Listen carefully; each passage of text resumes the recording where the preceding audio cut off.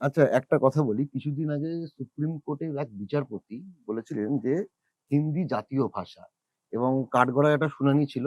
শিলিগুড়ির মনে হয় যতদূর সম্ভব এক ব্যক্তি সাক্ষী দিতে এসছিলেন হুম, এবং তাকে বলেছিল হিন্দিতে কথা বলতে, হিন্দি জাতীয় ভাষা। খুব শুনতেও এটা অবাক লাগে। সেই বিচারপতির নাম দীপঙ্কর দত্ত। একজন বাঙালি বিচারপতি হুম। এই কথা বলছেন এবং হিন্দি কি সত্যিই ভারতের জাতীয় ভাষা? মানে আইনসম্মতভাবে একটা হুইসপারিং করে দেওয়া হয়েছে বিভিন্ন জায়গায় যে হিন্দি রাষ্ট্রভাষা, হিন্দি জাতীয় ভাষা, হিন্দি জানতে হবে, হিন্দি শিখতে হবে। এই বিষয়টা কি? খুব গুরুত্বপূর্ণ প্রশ্ন। আমি হিন্দি রাষ্ট্রভাষা কিনা আর হিন্দি শিখতে হবে বাঙালিদের মধ্যে যেটা ইয়ে রয়েছে, দুটোই কম্পোনেন্ট আলাদা আলাদা করে বলবো। প্রথম কথা, হিন্দি ভারতের রাষ্ট্রভাষা না, কারণ ভারতের কোনো রাষ্ট্রভাষা নেই। নেই। কারণ ভারত কোনো ভাষার ভিত্তিতে গঠিত হয়নি। এটা অঙ্কের মতো। যে রাষ্ট্র ভাষার ভিত্তিতে গঠিত হয়নি তার কোনো রাষ্ট্রভাষা থাকে না। ফলে রাষ্ট্র ভাষা থাকে না বলে হিন্দি না পিন্ডি না কি কিছুই নেই। ঠিক আছে, জিরো, নাল সেট একখানা যাকে বলে। এবার তোমায় বলছি একটু একটু সংজ্ঞা নিয়ে কথা। তুমি কথার মধ্যেই দুবার ব্যবহার করলে, একবার বলে জাতীয় ভাষা, একবার বলে রাষ্ট্রভাষা। হুম, প্রথম কথা হচ্ছে হিন্দি ভারতের জাতীয় ভাষা। এই কথাটা দীপঙ্কর দত্ত বলতেই পারেন না, তার হুম, কারণ সুপ্রিম কোর্টে বাংলা আদৌ অ্যালাউড নয়। ঠিক আছে, আচ্ছা। তুমি তর্জমা করে বললে। হুম, জেনে রাখো, কলকাতা হাইকোর্টেও কিন্তু হুম, বাংলা তোমার অনুমতি নেই। এ নিয়ে লড়াই হয়েছে, এই নিয়ে লড়াইতে বাংলা পক্ষ থেকে আমরা রয়েছি। তামিলনাড়ুতেও ম্যাড্রাস হাইকোর্টে তামিল অ্যালাউ করা হয় না। আচ্ছা। ঠিক আছে, কিন্তু এলাহাবাদ হাইকোর্টে হিন্দি অ্যালাউ করা হয়, কিন্তু রাজস্থান হাইকোর্টে হিন্দি অ্যালাউ করা হয়। অর্থাৎ তোমার বুঝে নিতে হবে যে সুপ্রিম কোর্ট ইংরেজি, সব নিয়ম টিয়ম হুম, ইংরেজিতে, আইন ইংরেজিতে, বুঝলাম এই যুক্তি, কিন্তু হুম, এই যুক্তি কলকাতার ক্ষেত্রে সত্য, ম্যাড্রাসের ক্ষেত্রে সত্য, বম্বের ক্ষেত্রে সত্য, মারাঠি ইউজ করতে দেবে না, কিন্তু এলাহাবাদের ক্ষেত্রে সত্য হুম, নয়। যদিও হিন্দি ভাষা, ঠিক আছে, আইনের গবেষণা, আইনের তত্ত্ব সম্বন্ধে মানে বিরাট তার ভলিউম আছে, এরকম কোনো ইতিহাস নেই। হুম, কিন্তু তাদের ওই যে বিশেষ একখানা অবস্থা, অর্থাৎ যেটা বলছিলাম প্রথমে, হুম, যে ভাই আমাদের ভারতের মধ্যে কেমন যেন প্রথম শ্রেণীর নাগরিক আর দ্বিতীয় শ্রেণীর নাগরিক আছে, যে মাতৃভাষা হিন্দি প্রথম শ্রেণীর নাগরিক, হুম, আরে দ্বিতীয় শ্রেণীর নাগরিক। এবার তুমি কথা বললে জাতীয় ভাষা, একবার বলে, একবার বলে রাষ্ট্রীয় ভাষা কথাটা। হুম। ঠিক না, আছে, রাষ্ট্রভাষা কথাটা হয় হিন্দি ভাষীদের মুখে, মুখে প্রচলিত। হ্যাঁ হ্যাঁ, এক্স্যাক্টলি। তা জাতীয় ভাষা এবারে তাহলে বোঝাই, জাতি এবং রাষ্ট্র, জাতীয় এবং রাষ্ট্রীয়, এই দুটো খুব আলাদা আলাদা কনসেপ্ট। অবশ্যই। ঠিক আছে, তো আমি বাঙালি জাতির, আমার জাতীয় ভাষা বাংলা। ঠিক আছে, নবীন পট্টনায়ক উড়িয়া জাতির, ওর ওর জাতীয় ভাষা হচ্ছে উড়িয়া। অর্জুন সিং, ঠিক আছে, বিবেক গুপ্তা, জিতেন তেওয়ারি, এটা হিন্দুস্তানি জাতি, এদের জাতীয় ভাষা হচ্ছে হিন্দি। বোঝা গেল, এটা হচ্ছে হুম, হুম, হুম। কনসেপ্ট। জাতি, ভারতীয় কোনো জাতি নয়, না, ভারতীয় হচ্ছে একটা রাষ্ট্র পরিচয় আমাদের। ঠিক আছে, যে কারণে কবি বলেছেন, নানা জাতি নানা নানা মত, মত। নানা পরিধান, হুম। বিবিধের মাঝে দেখো মিলন মহান। নানা জাতি মানে একের থেকে বেশি জাতি আছে। ঠিক আছে, সেটা তো স্পষ্ট হয়ে মানে গেল। এই বিষয়টা নিয়ে সংবাদপত্রেও কিন্তু বেশ লেখালেখি হয়েছিল ওই সময়, মানে একটা দাঁড়িয়ে একদম বেশ একদম, আলোচনা আমরা হয়েছিল। প্রোটেস্টও করেছিলাম। হ্যাঁ, ঠিক আছে, তো অর্থাৎ এই কনসেপ্টটা বুঝে নেওয়া দরকার, যে জাতি মানে হচ্ছে যে যে ভাষিক গোষ্ঠী, হুম, তার পরিচয় হচ্ছে জাতিসত্তায়। ঠিক আছে, জাতি। আর রাষ্ট্র হচ্ছে রাষ্ট্র কাঠামো, ভারত, ভারতবর্ষ। বোঝা গেল, তো ভারতের সবকিছু হচ্ছে রাষ্ট্রীয়, আর পশ্চিমবঙ্গে ধরো বাঙালির যা কিছু সেটা হচ্ছে জাতীয়। বাঙালির একখানা প্রবলেম আছে, সেটা হচ্ছে তারা জাতীয় এবং রাষ্ট্রীয় গুলিয়ে ফেলে। এর একটা ইতিহাসও রয়েছে। তার কারণ ভারতের রাষ্ট্র কল্পনা, ভারতবর্ষ কল্পনা, ভারতের রাষ্ট্র কল্পনা যেহেতু এই বাংলার মাটিতে বাঙালিরাই করেছে, তার ফলে তাদের যে জাতীয় জাতীয় জাতীয় জাতীয় এই ধারণাগুলো করতে করতে কখন সে বাঙালিটাকে অফ করে দিয়েছে, তুমি সব ক্ষেত্রে দেখবে। যেরকম একটা ছোট উদাহরণ দিই, ভারতের সবকটা যে ফুটবল ফেডারেশন বা ফুটবল অ্যাসোসিয়েশন, সেসব রাজ্যের নামে, পশ্চিমবঙ্গটা ছাড়া, এটা আইএফএ, এটা ইন্ডিয়ান ফুটবল অ্যাসোসিয়েশন, কিন্তু এটা কিন্তু বিএফএ হবার কথা, ছিল। হ্যাঁ, বেঙ্গল ফুটবল বেঙ্গল অ্যাসোসিয়েশন। ঠিক আছে, কারণ অল ইন্ডিয়া ফুটবল ফেডারেশন একটা আছে, আছে। তুই আইএফএ হলি কি করে? ঠিক, এই যে ধরো একটা উদাহরণ দিচ্ছি, সুভাষচন্দ্র বসু আন্তঃরাষ্ট্রীয় বিমানবন্দর, এটা হিন্দিতে লেখা আন্তঃরাষ্ট্রীয়। কেন?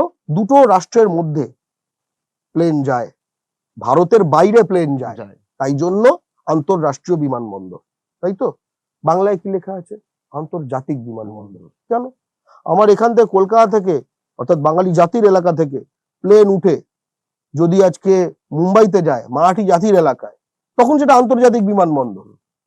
একটা রাজ্য থেকে আরেকটা রাজ্যে যায়, আন্তর্জাতিক বিমানবন্দর সেটা। ঠিক আছে?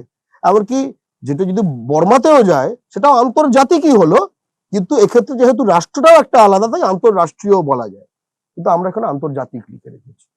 আবার তুমি ধরো ন্যাশনাল লাইব্রেরিতে চলে যাও, সেখানে যদি উপরে লেখা থাকে দেখো রাষ্ট্রীয় কি পুস্তক, হোয়াট এভার ওদের কি বলে জানি না, আমাদের কি লেখা? জাতীয় জাতীয় গ্রন্থাগার দেখো বাংলা। একই গল্প। আরে ওটা তো সেন্ট্রাল গভর্নমেন্টের আন্ডারে, তার মানে অল ইন্ডিয়া। তাহলে ওটা তোর জাতির হলো কি করে? ওটা কি এক্সক্লুসিভলি বাঙালির? তা তো নয়। না। বা পশ্চিমবঙ্গের? এরকম তো নয়। আমাদের জাতীয় কোনটা? স্টেট লাইব্রেরি, যেটা এটা হচ্ছে জাতীয়। জাতীয় এটা হওয়ার কথা, এটা হওয়ার কথা জাতীয় গ্রন্থাগার। ঠিক আছে? আবার আবার ধরো অনেকে বলে যে ধরো সোমেন মিত্র কোন পার্টি করতো? জাতীয় কংগ্রেস। আরে জাতীয় কংগ্রেস কি করে হয়? তুমি আজকে তুমি কংগ্রেসের ওয়েবসাইটটা এক্ষুনি খোলো, রাষ্ট্রীয় কংগ্রেস, হিন্দিতে স্পষ্ট করে লেখা আছে। ইন্ডিয়ান ন্যাশনাল কংগ্রেস, হ্যাঁ। ইংলিশে ভারত কা রাষ্ট্রীয় কংগ্রেস বা রাষ্ট্রীয়, হুম। এইটাই তো এনসিপি পরের। ঠিক আছে? রাষ্ট্রবাদী কংগ্রেস। কংগ্রেস। কিন্তু খুব স্পষ্ট এই জাতি আর এইটা গুলিয়ে ফেলা, এইটা একটা খুব সমস্যাজনক জিনিস। এবার দীপঙ্কর দত্তের প্রশ্নটায় আসি। দীপঙ্কর দত্ত একজন বাঙালি জজ, সে এই ব্যাপারে জানে না। এই ব্যাপারে ভারতের সংবিধানের ব্যাপারে সে হয় মিস করে গেছে বা তখন গুলিয়ে গেছে। একটা যেহেতু সুপ্রিম কোর্টের বিচারপতি, আমরা তখনও আমরা চিফ জাস্টিসের কাছে চিঠি পাঠিয়েছিলাম এই বিষয়ে প্রতিবাদ জানিয়ে, বাংলা পক্ষ তরফ থেকে আমরা প্রেস কনফারেন্সও করেছিলাম, এবং সেটা জানিয়ে রাখি যে দীপঙ্কর বাবু আপনি এটা জানেন না, হয় জানেন না। এবার জানেন না বলতে একটা সুপ্রিম কোর্টের জাস্টিস, এটা বলতে খারাপ লাগে। তো তখন সেক্ষেত্রে বলবো যে আপনি তাহলে জানেন না, হয়তো ভুলে গেছেন, সেটাও হতে পারে, মানুষ মাত্রই ভুল হয়, মানুষ মাত্রই ভুলে যেতে পারে। ঠিক আছে? আমি ডাক্তারি পড়েছি, কবে আমাকে ডাক্তারি সবকিছু মনে আছে? মনে নেই। উনি আইন পড়েছেন বহু আগে, হয়তো কিছু কিছু জায়গা চর্চা ওনার হয়তো একটুখানি দুর্বল হয়ে এসছে, উনি ঝালিয়ে নেন, উনি যেন ঝালিয়ে নেন। এটা ভারতে কোনো রাষ্ট্রভাষা নেই, কিন্তু এই রাষ্ট্রভাষা মনে করার যে কারণটা, এইটা কিন্তু খুব জরুরি। কেন মনে করা হয়? কারণ হিন্দি সাম্রাজ্যবাদ, যেটা কিনা গুজরাটি পুঁজি, মারোয়ারি পুঁজি এবং ইউপি বিহার অর্থাৎ হিন্দুস্তানি এলাকার যে বিস্ফারিত জনসংখ্যা, এদের একখানা ঐক্যবদ্ধ শক্তিতে তারা ভারতবর্ষ নামক বাজার এবং এলাকাকে দখল করবে, এই জিনিসটার ঐক্যের সূত্রের জন্য, ভারতের ঐক্যের সূত্রের জন্য না, তা এই হিন্দি সাম্রাজ্যবাদের দখলীকৃত এলাকা ঐক্যের সূত্রের জন্য তাদের দরকার একটি কমন ল্যাঙ্গুয়েজ। অর্থাৎ তারা যখন একটা নতুন এলাকায় মাখন খেতে ঢুকবে, ঠিক আছে, তখন ছুরিটা থাকতে হবে একটা, যেটা কেটে কেটে কেটে কেটে ইজিলি যেতে পারবে। ঠিক আছে? আইস ব্রেকার হয়, দেখবে এরকম। তুমি যদি সুমেরু কুমেরুতে যাও, কিছু জাহাজ হয় এরকম, জমাট একদম বরফ থাকে, ভাঙতে ভাঙতে ভাঙতে ভাঙতে যায়। এই ভাঙার ছুচলো জায়গাটা হচ্ছে হিন্দি। ঠিক আছে? এটা দিয়ে তুমি ওইখানকার যে পুঁজি, বাজার, চাকরি, জমি, টেন্ডার, অটো লাইন, টোটো লাইন, জনবিন্যাস, জনপ্রতিনিধিত্ব, যা কিছু ওইখানকার লোককে, ওগুলো তো একটু সরাতে হবে, তাহলে তুমি এন্ট্রিটা করে সেটা দখল করবে কি করে? ওই পথটা হচ্ছে হিন্দি। এবং তাই জন্য বিড়লা এবং গান্ধী এরা 20-এর দশকে এই ধরনের সংস্থা বানিয়েছে। ভেবে দেখো, একটা মারোয়ারি, একটা গুজরাটি, এদের কারুর মাতৃভাষা হিন্দি না। ওরা বুঝেছে যে ভাই, আইস ব্রেকারে যারা ঢুকবে, মাঝি মাল্লা যেগুলো থাকবে, এগুলো হিন্দুস্তানি, আর এই ক্যাপ্টেন ফ্যাপ্টেন সেকেন্ড অফিসার এগুলো থাকবে গুজরাটি মারোয়ারি। তো এই জাহাজ চলবে, হিন্দি সাম্রাজ্যবাদের জাহাজ। তো এইটা হচ্ছে তখনকার তারা কনসেপ্ট করছে। ঠিক আছে? এই কনসেপ্টে তারা বাস্তব, এমনকি আমাদের সংবিধান সভা যেখানে এইগুলো করে, এই নিয়ে প্রচন্ড ফাইট হয়েছে, ফলে এই হিন্দি এবং ইংরেজি, যেগুলো কেন্দ্রীয় সরকারের দাপ্তরিক ভাষা মানে হচ্ছে যে দপ্তরের ভেতরের ভাষা, অর্থাৎ পাবলিকের সঙ্গে তুমি যখন ইন্টারাকশন করছো তার ভাষা নয়। ধরো একটা ব্যাংক, একটা কাঁচ আছে, ওখানে পাবলিক, ওইটার ভাষা নয়, এদিকের ভাষা, তাও পশ্চিমবঙ্গে নয়। এই ভাষা অনুযায়ী 3টে ডিভিশন রয়েছে, ক্যাটেগরি এ, ক্যাটেগরি বি, ক্যাটেগরি সি। আমাদের সংবিধানটা পড়া খুব দরকার, বাঙালি ছেলেমেয়েরা সংবিধানটা পড়ে না। সে হচ্ছে গ বিভাগ, ক বিভাগ, খ বিভাগ ও গ বিভাগের রাজ্য। গ বিভাগের রাজ্য অর্থাৎ পশ্চিমবঙ্গের মতো রাজ্য, কর্ণাটক, এগুলো গ বিভাগের রাজ্য। এটার সঙ্গে কেন্দ্রীয় সরকারের কোনো দপ্তরের যদি কোনো ইন্টারাকশন হয় এখানকার কেন্দ্রীয় সরকারের দপ্তরের সঙ্গে, ঠিক আছে, ধরো পোর্ট ট্রাস্টে একটা চিঠি পাঠাবে দিল্লিতে বসে শিপিং মিনিস্ট্রি, সে ইংরেজিতে তাকে চিঠিটা পাঠাতেই হবে।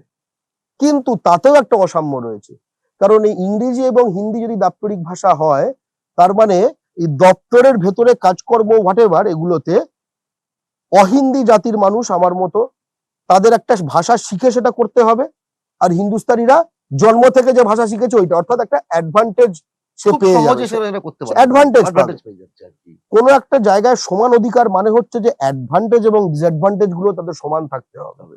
এইটা সিএন আন্নাদুরাই তামিল জাতি তথা অহিন্দি জাতি সমূহের মহান নেতা উনি বলেছিলেন যে একটা রাষ্ট্রে প্রতিটি জাতির মানুষের সমান অধিকার তখনই প্রতিষ্ঠিত হয় যখন অ্যাডভান্টেজ এবং ডিসঅ্যাডভান্টেজটা সমান থাকে। ইংরেজি কারোর মাতৃভাষা না, ঠিক আছে, শিখতে কষ্ট আছে, তাহলে ডিসঅ্যাডভান্টেজ সকলের সমান।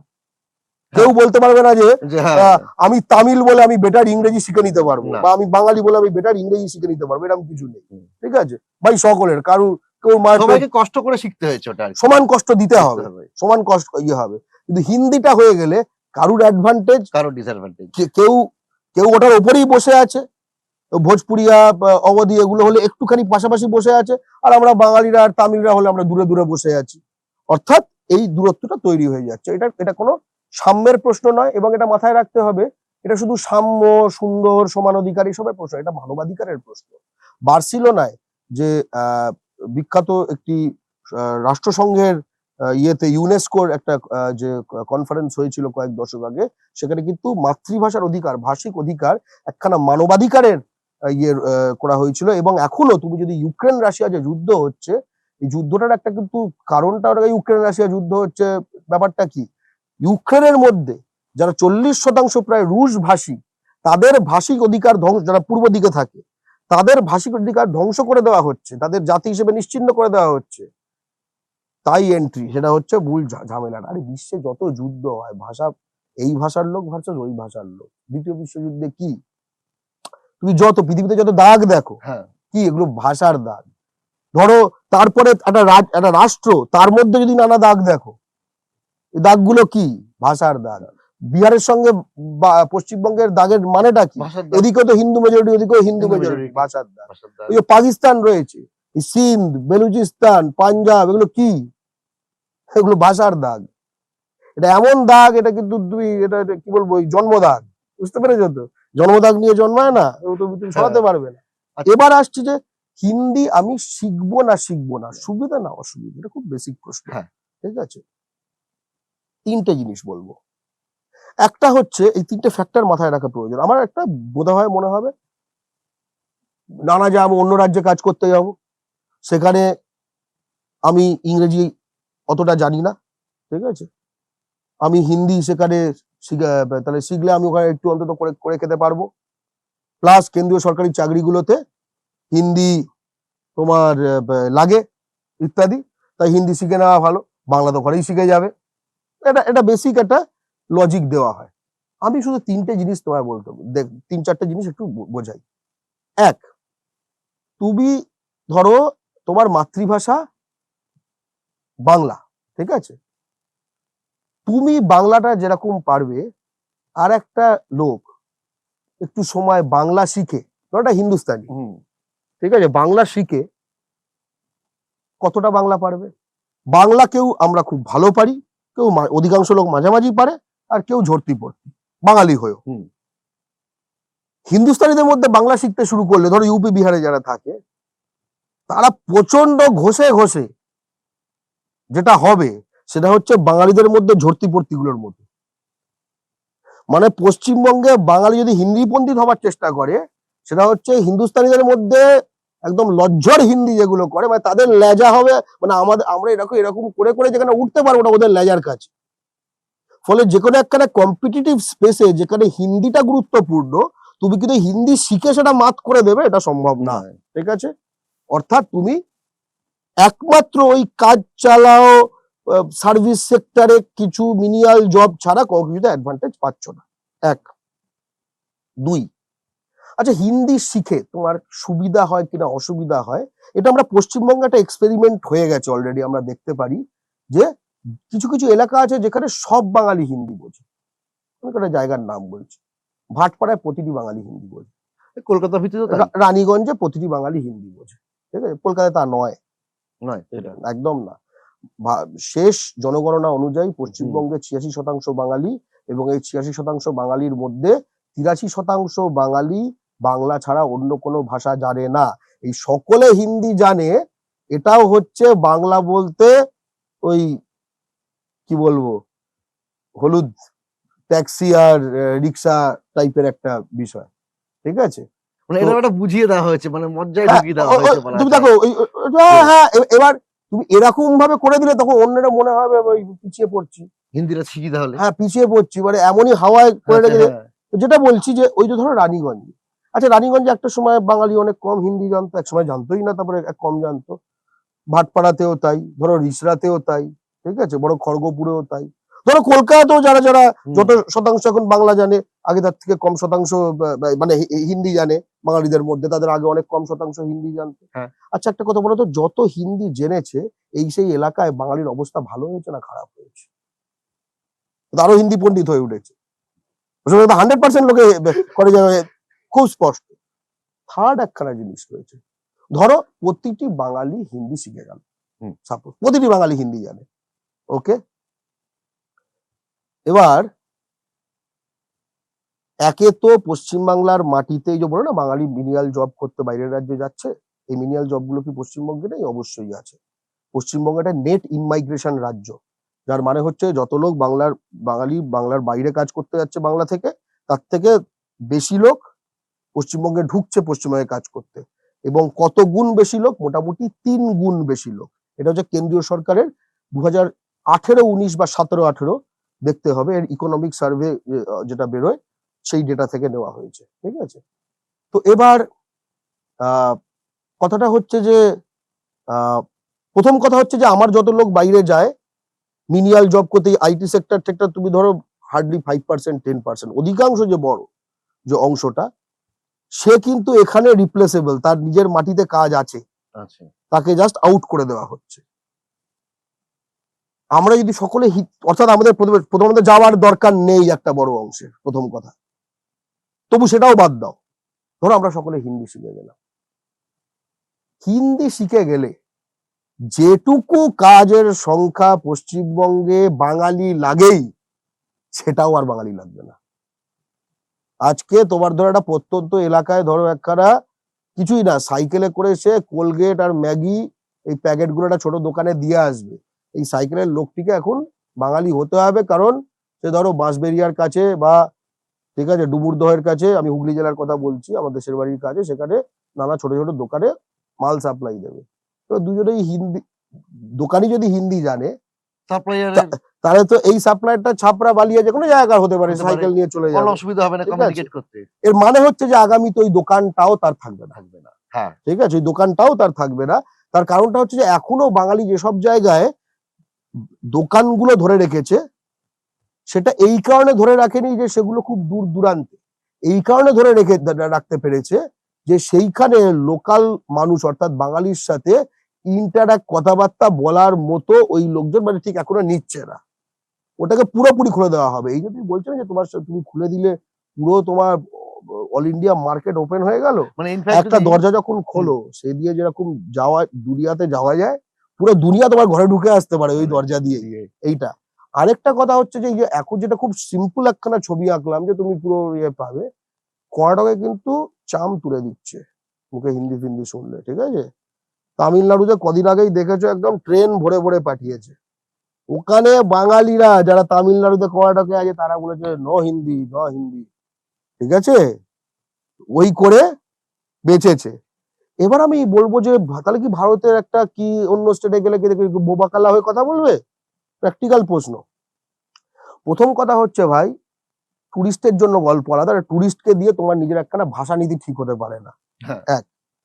কিন্তু দুই, যে কোনো একটা মাটিতে ভাষা, যে কোনো জায়গায় ভাষাটা ঠিক হয়, দুটো যে মানুষ তার মধ্যে কথা বলা হয়, ধরো দুজনে ভিন্নভাষী মানুষ, কথাটা কোন ভাষায় কথা বলবে এটা ঠিক হয় কিন্তু তার ক্ষমতা সম্পর্ক দিয়ে। এটা পাওয়ার রিলেশনশিপ একখানা, ঠিক আছে? তুমি যদি দেখো যে যে এই আর ওই, ও যে ভাষা সেই ভাষায় কথা বলবে। এবার যদি তোমার ওই এর জায়গায় যে পাওয়ার, তোমার পুরো জাতির সেই পাওয়ার থাকে, তখন ওর বাপ তামিল শিখে নেবে।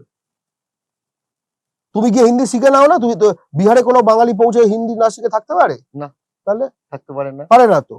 আজকে মানে আমাদের এখানে তো বাংলা না শিখে অনেকগুলো টিকে গেছে, অনেকগুলো কি মানে টিকেই যাচ্ছে, তারাই বেড়ে যাচ্ছে। ভবানী প্রসাদ মজুমদার কদিন আগে মারা গেল, আমার সেই বাংলাটা ঠিক আসে না, ঠিক আছে, এরকম করে হামারা বেটা কো হিন্দি নেই আতা হয়, ওখানে কোনো ভবানী প্রসাদ চৌরাসিয়া বা ভবানী প্রসাদ তেওয়ারি এরকম কোনো কবিতা লিখেছে? লেখেনি তো। অর্থাৎ এই জিনিসগুলো রয়েছে। প্রতিটি জাতির, এই প্রথমে যেটা বললাম, প্রতিটি জাতির একটা জায়গা দরকার যেখানে হোম ম্যাচ সে খেলবে, যেখানে গ্রাউন্ড রুলস তার, যেখানে খেলার নিয়ম তার, যেখানে রেফারি তার প্রতি বায়াস, যেখানে সে আউট হলে আউট দেয় না। বাংলা পক্ষ কিন্তু ফেয়ার প্লে ট্রফি করতে আসেনি এখানে, আমরা চ্যাম্পিয়ন্স ট্রফি করতে এসেছি। বাংলার মাটিতে পুঁজি বাজার, চাকরি, জমি, অটোলাইন, টোটোলাইন, জনবিন্যাস, জনপ্রতিনিধিত্ব বাঙালির হাতে পূর্ণ দখলে থাকার জন্য যা যা করা দরকার তা করতে হবে, এবং তার জন্য বাংলা ভাষা দিয়ে একটি দেয়াল তুলতে হবে, এবং বাংলার মাটি থেকে হিন্দি উর্দুর যে পরিসরটি, সেটা এখানে যারা হিন্দুস্তানি আছে তাদের ঘরের মধ্যে ঢুকিয়ে দিতে হবে। আমরা বলছি না যে কারণ ভাষা বলা বারণ, কিন্তু গণপরিসরে আজকে কি হচ্ছে, বাংলা ভাষা ঘরে ঢুকে যাচ্ছে, ঠিক আছে? এখানে তো ঘরে একটা কথা আছে না যে হিন্দুস্তানিদের কথা, যে ঘরে ঢুকে মারবে। ঘরে में घुस के मारेंगे। হ্যাঁ, ঘরে ঢুকে মারবে। তো ঘরে ঢুকেও তো মারছে, কারণ বাঙালি মেয়েগুলোকে বিয়ে করে তো ঘরে ঢুকেই মারা ওটাকে বলে। বাঙালি মেয়েগুলো একে একে নিয়ে যাচ্ছে একটার পর একটা। ওটা তুমি বাঙালি জামাই দেখতে পাবে এদের এইগুলো। এটা অন্য প্রসঙ্গ হয়ে যাচ্ছে, কিন্তু মূল কথা হচ্ছে যে ভাই, আর প্রথমে যেটা বললাম যে সমান অধিকার, যে ভাই সেন্ট্রাল গভর্নমেন্ট পরীক্ষাগুলো তো হিন্দিতে এখানে অ্যাডভান্টেজ আছে। ভাই তাহলে সেন্ট্রাল গভর্নমেন্ট আমার ভাষায় পরীক্ষা নেয় না কেন? সুভাষচন্দ্র বসুর মাতৃভাষায় ভারতীয় সেনার ভর্তি পরীক্ষা হবে না কেন? যেখানে অধিকাংশ ট্যাক্স যায় অহিন্দি রাজ্য থেকে, এই সেনা হোক, বিএসএফ হোক, সিআরপিএফ হোক, সিআইএসএফ হোক, এই ইডি হোক, সিবিআই হোক, এদের সকলের মাইনে আমরা যোগাই। আর আমাদের এখানে এসে বলবে, এই যখন এই ইডি সিবিআই এগুলো করে, যে তাদের একটু স্লো হচ্ছে কাজ, তার কারণ কোর্টে গিয়ে বলে এসছে আমাদের এখানে বাংলা অনুবাদক নেই। তার মানে কি টিমে বাঙালি তেমন নেই? কেন রে ভাই? ইউপিতে যখন ইডি রেড হয়, ধর এখন ওখানে বিজেপি আছে, ওখানে ধর ইডি রেড হবে না, তো না দেখ অপোজিশন তো আছে, সেখানে ইডি রেড হবে ধরো, তোমার কি মনে হয় সেখানে সব সাউথ আর বাংলা থেকে লোকজন পাঠায়? তা তো না। মানে তোমার ওখানে নিজের, আমার এখানে তোমার লোক, তাহলে আমার জায়গাটা কোথায়? আমার জায়গাটা কোথায়? এই বিষয়ে একটা কথা বলি গর্গদা, এই যে বললে যে এই ভাষার সরকারি পরীক্ষার ক্ষেত্রে, এবং কয়েকদিন আগে দেখছিলাম যে বাঙালি রেজিমেন্ট নিয়ে একটা আন্দোলন, এবং সংসদে কিছুদিন আগে আমাদের মন্ত্রী অমিত শাহ মানে হিন্দির পক্ষে একটা কথা বলেছিলেন। ঠিক আছে, তো এই সমস্ত জিনিসগুলোকে লড়াই করার জন্য এবং মনে হয় সংসদে পৌঁছানো দরকার, এবং সেই জায়গায় দাঁড়িয়ে বাংলা পক্ষ কি সরাসরি রাজনীতিতে মানে একদম ইলেকটোরাল পলিটিক্সে কি নামবে? দেখো, আমি একটা উদাহরণ দিয়ে শুরু করছি। আজকে বাংলা পক্ষর সমর্থন পশ্চিমবঙ্গে প্রতিটি রাজনৈতিক লয়ালটির লোকজনের মধ্যে কাট করে। মানে কেউ আছে সিপিএম, বাংলা পক্ষ ঠিক কাজই করছে। মনে মনে লোকে সবাই বলছে এটা। কেউ তৃণমূল, ঠিক করছে বাংলা পক্ষ। তা হয়তো বিজেপির এগেনস্টে আমরা বলি, কারণ বিজেপি হিন্দি সাম্রাজ্যবাদী দল, ঠিক আছে, বেসিক্যালি এটা মারওয়াড়ি গুজরাটি কোম্পানি টাইপের। তো হয়তো তৃণমূলের কিছু লোকের একটু বেশি পছন্দ হয়, তার জন্য ওদের একটু সুবিধা যেন হয়ে যাচ্ছে।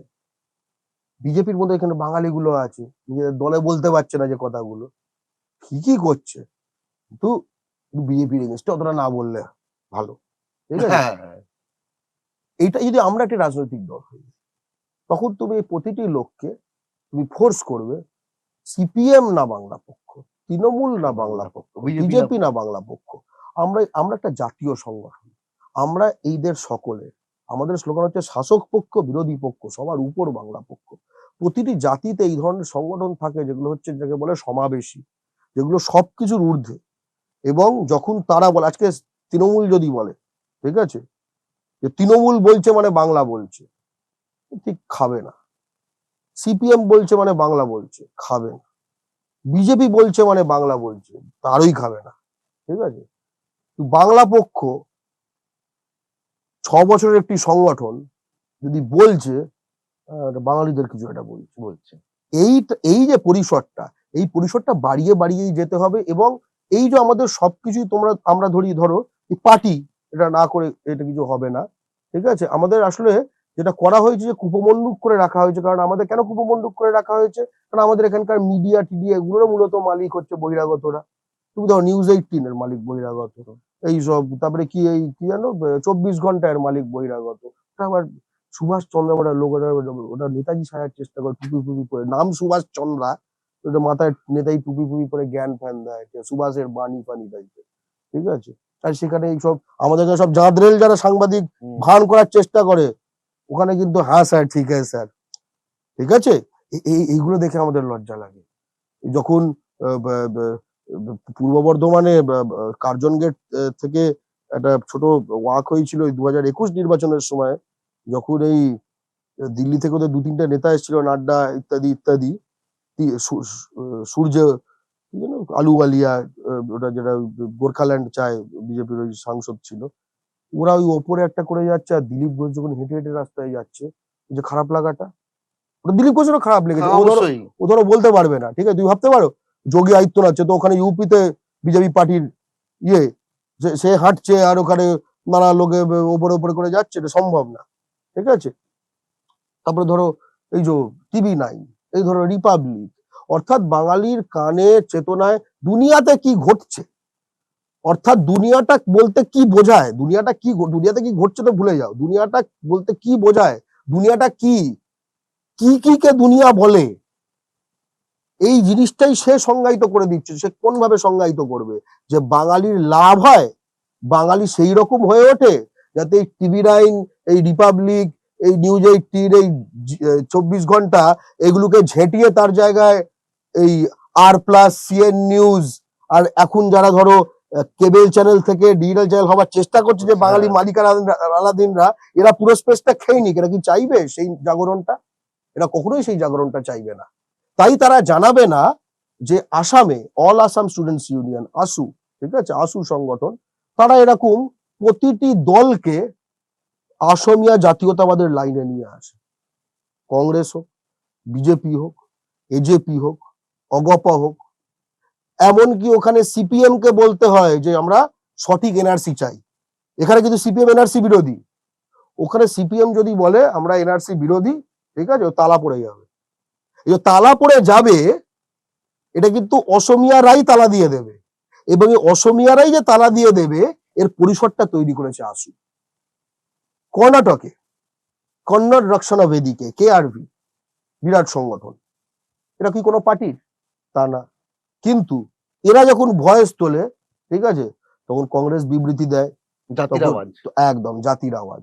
অর্থাৎ একটা জায়গা দরকার, যে জায়গা থেকে যখন বলা হচ্ছে তখন বোঝা হচ্ছে যে এটা কিন্তু পুরো জাতির কথা বলা হচ্ছে।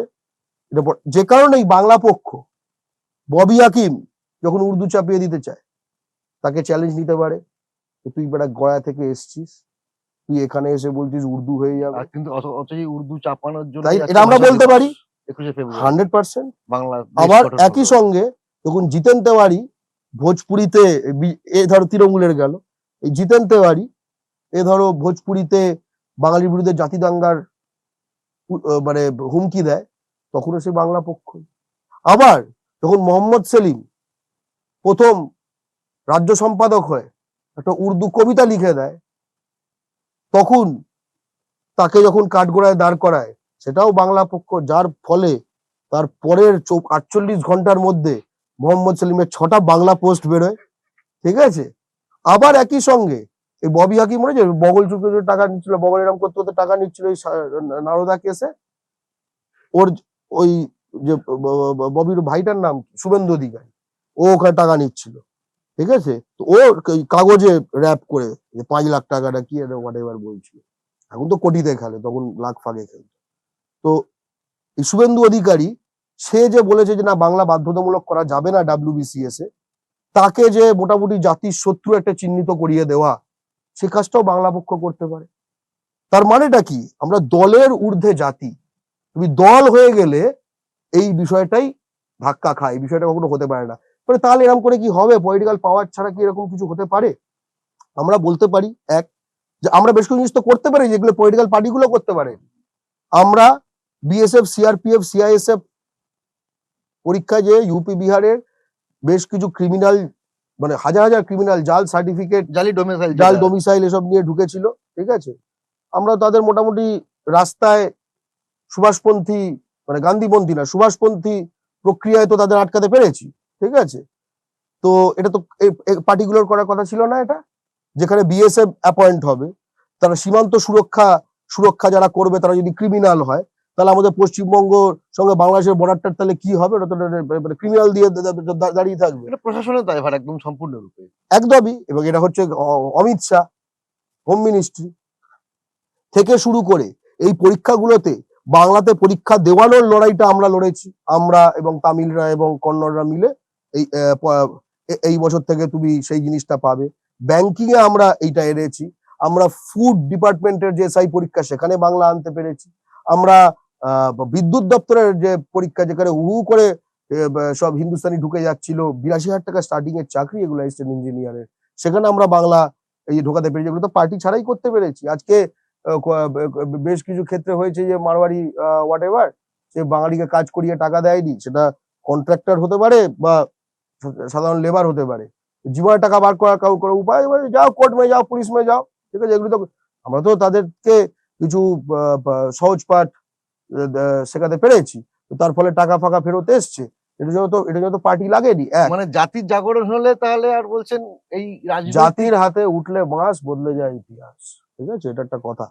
তো এবার কথাটা হচ্ছে যে এটা আমরা করতে পেরেছি, এবং আমরা আরো যত বেশি করব, এটা আরো বেশি বেশি করতে পারবো, ঠিক আছে। ফলে আমরা, তুমি ধরো একটা ক্রিমিনালকে ধরে তোমার সেটা পুলিশে আইন এবং সংবিধান অনুযায়ী তোমার পুলিশকে হ্যান্ডওভার করার কথা। এই হ্যান্ডওভার ধরা আর হ্যান্ডওভারের মাঝে একটা প্রসেসিং টাইম লাগে, সেখানেই আমাদের মূলত ভূমিকাটা, ঠিক আছে, যাতে ঠিকঠাক ভাবে অক্ষত অবস্থায়, শান্তিপূর্ণ অবস্থায় তাকে পুলিশের কাছে, আইনের কাছে পৌঁছে দেওয়া যায়। কারণ বাঙালির জনরোষের থেকে তাদের বাঁচানোর আমরা যে চেষ্টা করি, ঠিক আছে, আবার জনরোষটা কিছুটা আমাদের তৈরি করা, মানে এটা একটা জটিল বিষয়। আবার একই সঙ্গে যেটা হয় যে প্রতিটি দলকে, দেখো মিডিয়া চ্যানেলগুলো, ঠিক আছে, আজকাল দেখবে খুব বাঙালি বাংলা এই কথাগুলো ব্যবহার করছে, ঠিক আছে। হ্যাঁ, ব্যবহার হচ্ছে। এটা কিরম বলো তো? এই ধরো এসব আগে পেতে, ধরো একটা মারওয়ারি কোম্পানি ওই ইয়ে করছে, গণেশ আটা কোম্পানি, সে দেখলাম ইয়েকে নামিয়েছে, সিজাতকে নামিয়েছে কবিতার খাতা হাতে, ভাবুক ভাবে তাকিয়ে আছে গণেশ আটা। এই যে বাঙালিকে মাল বেচতে, একটা বাঙালি একখানা একটু দিলে বাঙালি পকেট সহজতর ভাবে খালি করা যায়, ঠিক আছে, এটা একটা স্টার্ট। আগে ধরো পুরোপুরি ধরো অক্ষয় কুমার দিয়ে চালিয়ে দিতে পারতো, ঠিক আছে। তো এবার এখন অন্তত একটা মডেলিং এর পয়সা দিতে হচ্ছে সিজাতকে। আমরা আগামী দিনে, ঠিক আছে, ওটা গণেশ আটার, ধরো গণেশ আটা না হোক, আমরা অন্য কোনো আটা ঠাটা করে পুরো ব্যাপারটা বাঙালির কন্ট্রোলে আমরা নিয়ে আসার চেষ্টা করবো। কিন্তু ধরো স্প্রাইটের যখন একখানা বিজ্ঞাপন হয়েছিল, যখন একটা নাজিমউদ্দিন সিদ্দিকী নাকি সামথিং একটা হিন্দি সিনেমার কেউ করে, ঠিক আছে, সেটা নওয়াজউদ্দিন সিদ্দিকী, হ্যাঁ ওইভাবে, তো ও একটা এমনি ইয়ে করছিল। এবং স্প্রাইট মানে হচ্ছে যে কোকাকোলা কোম্পানি এখানে বাঙালির থেকে পয়সা খিঁচবে। এবার কথাটা হচ্ছে যে এই অ্যাডটাও তো ভাই তো হিন্দিতে একটা অ্যাড ফ্যাড করে দিয়ে দিয়েছিল, আমরা ঝামেলা করেছিলাম আমাদের দাবি মেনে। এবার দেখো MNC কিন্তু বোঝে যে ভাই এটা গরম হওয়ার আগেই তুমি এর ওপর আইসক্রিম টুটি ফুটি যা হোক ঢালো, বরফ, ঠিক আছে, ব্র্যান্ড কনসিয়াস, একদম ব্র্যান্ডটাই নষ্ট হয়ে যাবে। আমাকে তারা অ্যাপোলজি চিঠি পাঠাচ্ছে, ঠিক আছে, গর্গ দা লিখে, ইংরেজিতে GARGADA, বুঝতে পেরেছো? এবং তারা কোক স্টুডিও বাংলা ইত্যাদি করেছে, কত কি তাদের বাংলার প্রতি প্রেম ভালোবাসা আছে, তার বিবরণ দিয়ে আমি খুব ইমপ্রেসড হলাম। মানে তোমার ধরো যেখানে আমাদের এখানে সেন্ট্রাল গভর্নমেন্টের যে কোনো অফিসে, ঠিক আছে, নানা জায়গায় যে বাংলা বললে বাংলাদেশি ফরেনার বেশি, তোমাকে হ্যাঁ। আজকে বলে দেওয়া হচ্ছে। সেখানে একখানে এমএনসি দেখো কতটা সেন্সিটিভ, ঠিক আছে, সে কিন্তু ব্যাপারটা করলো এবং দেবকে দিয়ে আমরা করালাম। একদম মাছের বাজার একখানা বসানো হয়েছিল, আমি সেই শুটিংও দেখতে গেছিলাম। কিন্তু এর ফলে আমরা কি করলাম, আমি দেখলাম, আমার তো ধরো শুটিং টুটিং এই দুনিয়া সম্বন্ধে খুব একটা আইডিয়া নেই, অন্তত 1-150 লোকের সেদিন রোজ হলো। আমি হ্যাঁ। আমি দেবের কথাটা, দেব তো ধরো বড় স্টার, ঠিক আছে, কিন্তু এই যে দামি সেজে রয়েছে, এই সবজিগুলো কারুর থেকে একটা সাপ্লাই নিতে হয়েছে, থেকে লাইট ফাইট এই ওই Equipments, হ্যাঁ। সবকিছু তো লেগেছে। Technician সব। দেবের যে শুটিং এর গাড়ি, তার ড্রাইভার, সেটা তো একটা লেগেছে। যদিও সেখানে আমার খারাপ লেগেছিল, ওটাও কি একটা এখানে আছে এখানে একটা ওই যে একদম মানে বাড়ি থেকে টাকা করে করে একদম মানে ভুলে গেছে, এসকে, আচ্ছা। ঠিক আছে, বাসটা ওদের ছিল, ঠিক আছে, বাসটা ওদের ছিল। আর আমি তখন ওটা যে মনে হয়েছে যে বাসটা একদিন, ঠিক আছে, এসকেটা আমাদের হয়ে যেতে হবে, হয় এসকের কোম্পানিটাই বাঙালির হয়ে যেতে হবে, কিংবা এসকের জায়গায় কিছু একটা সুনীল কাঞ্জিলাল টাইপের কিছু একটা হতে হবে। একটা ঘটনা বলি, এই যে সামাজিক মাধ্যমে ফেসবুক, ইউটিউবে বাংলা পক্ষের বিভিন্ন রকমের ভিডিও দেখেছি। মানে এই আসানসোলে একটা দোকানদারের ঘটনাটা আমি বলছিলাম। তো এইরকম কাজ করতে গিয়ে এইরকম কোনো ঘটনা মাথায় আছে যেটা খুব বেদনাদায়ক এবং মনে ধরে রেখেছে ব্যাপারটা আরকি? অনেকগুলো তো ঘটনা দেখেছি বাংলা পক্ষে, এরকম অনেকগুলো অপারেশন করেছে। মানে বলা যায় অ্যাকশন করেছে এক কথায় বাংলা। আমাদের ভিডিওগুলো যদি আপনাদের ভালো লেগে থাকে তাহলে লাইক, কমেন্ট, শেয়ার অবশ্যই করবেন। আর হ্যাঁ, সাবস্ক্রাইব আর বেল আইকন প্রেস করতে একদম ভুলবেন না।